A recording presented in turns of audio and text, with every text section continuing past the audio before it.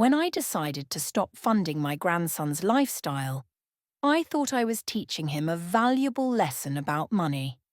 I never ever expected that my own daughter's reaction would be the thing that tore our family apart. If you're watching this video, please don't forget to like and subscribe. Do let me know in the comments of where you're watching from. To understand how we got to this heartbreaking place, you have to know that for the last 5 years, I've done pretty much everything for my daughter, Sarah, and my grandson, Alex. My late husband, David, always used to tease me that my heart was 2 sizes too big. And when it came to my family, he was right. After he passed away, they became my whole world. Sarah is my only child, and Alex is my only grandchild. Honestly, keeping them happy and comfortable felt like the most important job I had left. Now, I'm not a wealthy woman, not by a long shot, but David and I were careful. We lived simply, paid off our house, and built a nice little nest egg that lets me live comfortably. And for years, I was more than happy to share it. When Alex needed his first car, I helped with the down payment. When he wanted the latest gaming console or a new laptop for college, Grandma was just a phone call away. I was paying his phone bill, his car insurance, and I'd often send him extra cash for weekends with his friends. I didn't see it as spoiling him. I truly saw it as investing in his happiness. Sarah always encouraged it. "Oh, Mom, you're too good to him," she'd say with a smile, but she never once told me to stop. In fact, she was usually the one calling me first. "Mum, Alex's rent is due, and he's a little short this month."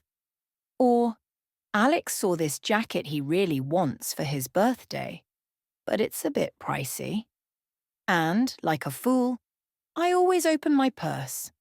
It felt good to be needed, to be the one holding everything together. But over the last year, something started to feel off. Alex is 23 now. He's finished with his community college program and works part-time at a bookstore. It's a fine job, but it doesn't come close to covering the lifestyle he was used to, a lifestyle I was bankrolling. I started noticing things. He'd post pictures online of expensive dinners, weekend trips, new gadgets, things I knew his paycheck couldn't possibly cover. Then one afternoon, a notification popped up on my tablet from my bank. A $200 charge from a designer clothing store. I hadn't made that purchase. My heart just sank. I knew it was Alex. He had my card details saved on his computer for emergencies. That was the moment the fog started to clear. I realized I wasn't helping him. I was enabling him. By always being his safety net, I was stopping him from learning how to stand on his own 2 feet. What kind of lesson was that? That responsibility is for other people.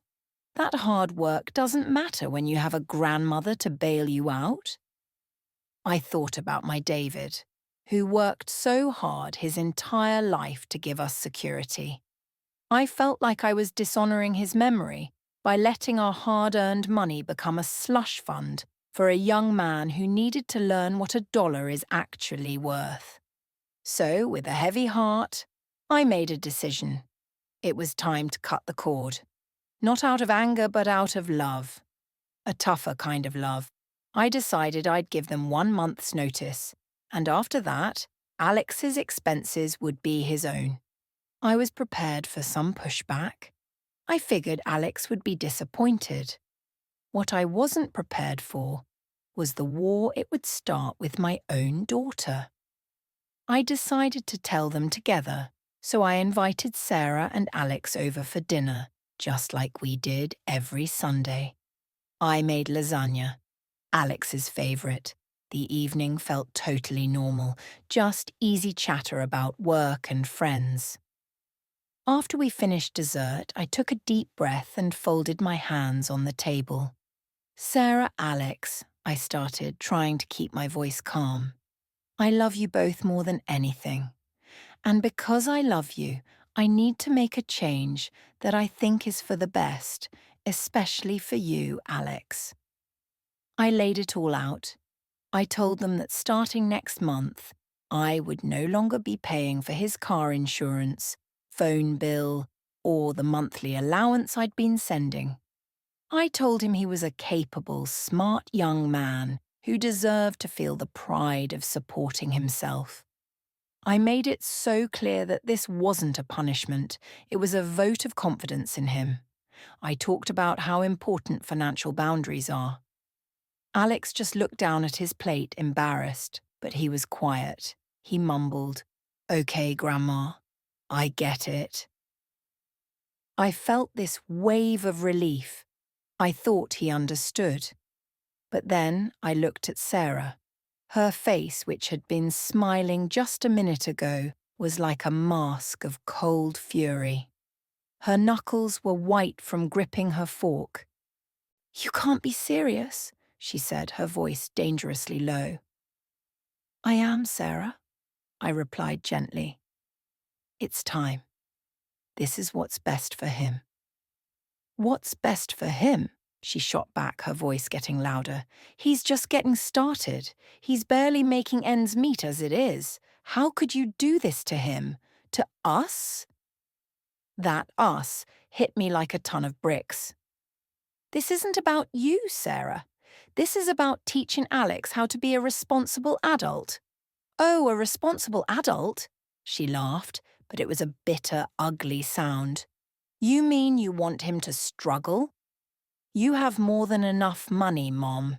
You sit here in this big paid-off house all by yourself while your grandson is going to have to count every penny just to survive? What kind of grandmother does that?" The accusations stung, each one sharper than the last. I tried to stay calm. That is not fair. My financial situation isn't the point. The point is that I have been enabling him, and it has to stop. He needs to learn. "He'll learn to resent you," she yelled, standing up so fast her chair scraped against the floor. Alex flinched. "I cannot believe this.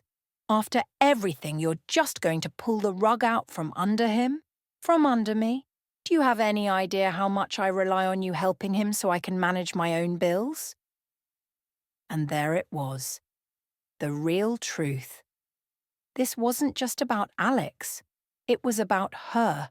My support for Alex was also supporting her, freeing up her own money. My generosity wasn't a gift anymore. It had become an expectation, an obligation. "So, this is about you," I said quietly, the disappointment just washing over me. "You're angry because this affects your budget." "Of course it affects my budget," she screamed, her face flushed and angry. "You're my mother. You're supposed to help. That's what family does." That was the moment I realized this wasn't about my grandson's feelings at all. It was about control and entitlement. Let me know in the comments if you've ever felt like a loved one was manipulating you with money. It's a terrible feeling, and it really helps to know you're not the only one. From there, it just blew up into the worst fight of our lives. She called me selfish, cruel, and heartless. She threw every favor I'd ever done back in my face, twisting them into insults.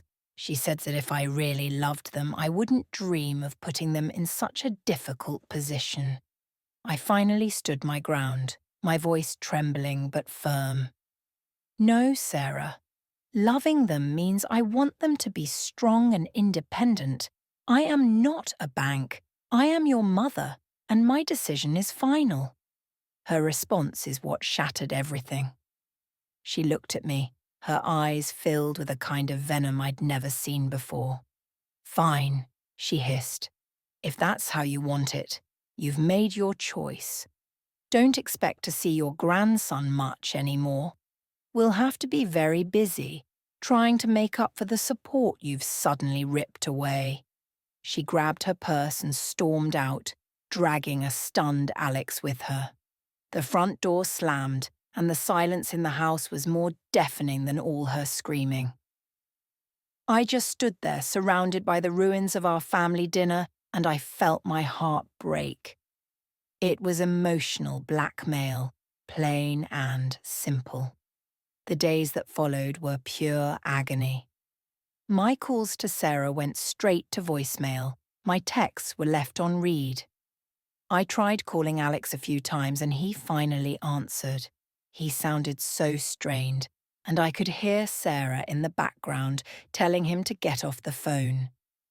He just whispered, "I'm sorry, Grandma," and hung up. She was tearing the family apart, just like she threatened. My cousins called me after hearing Sarah's side of the story, telling me I was being too harsh. She had painted me as some wealthy dragon hoarding gold, while her poor daughter and grandson starved. The whole story was as ridiculous as it was hurtful. For weeks, I was a complete wreck. I questioned my decision 100 times a day. Guilt is a powerful weapon, especially when it's your own child pointing it at you. Was I being selfish? Was I a bad mother? I barely slept. I just paced around this quiet, empty house, mourning the family I thought I had. But then, one morning, I was sitting there, staring at a picture of David, and I could almost hear him saying, "You have to protect your own peace, darling. You can't set yourself on fire just to keep others warm." In that moment, something inside me solidified. I hadn't done anything wrong. I set a reasonable boundary. I made a decision based on love and wanting to teach a vital life skill. My daughter's reaction wasn't a reflection of me failing as a mother. It was a reflection of her own sense of entitlement. I realized our relationship had become all about money, and I just wasn't willing to pay for her affection anymore. I stopped calling. I stopped texting. I decided to give her the space she was using as a weapon. It was one of the hardest things I've ever had to do. The silence was painful, but it was also clean. For the first time in years, I wasn't waiting by the phone for the next financial emergency. I wasn't checking my bank account for suspicious charges. So that was 6 months ago. I haven't seen my daughter or my grandson. I've heard through a family friend that Alex picked up more hours at the bookstore and is looking for a second job. He's paying his own bills. He's struggling, but he's doing it. There's a part of me that aches for his struggle, but another part is incredibly proud. He's finally learning the lesson I had hoped for. My relationship with my daughter is still broken. Maybe one day she'll understand that my no wasn't a rejection, but an act of profound, if painful, love. Or maybe she won't. I've had to learn to accept that. You can't control how other people act. You can only control your own actions and stand by what you know is right. I had to learn that I'm more than just a mom or a grandma. I'm a person who deserves respect, not just an open wallet. I finally snapped my purse shut, and in the silence that followed, I found a sad but resilient sense of peace. My financial health and my emotional health, finally, had to come first. Thank you for listening to my story. If this resonated with you, please consider liking this video and subscribing to the channel for more stories. And please share your own experiences in the comments below. Reading them helps all of us feel a little less alone.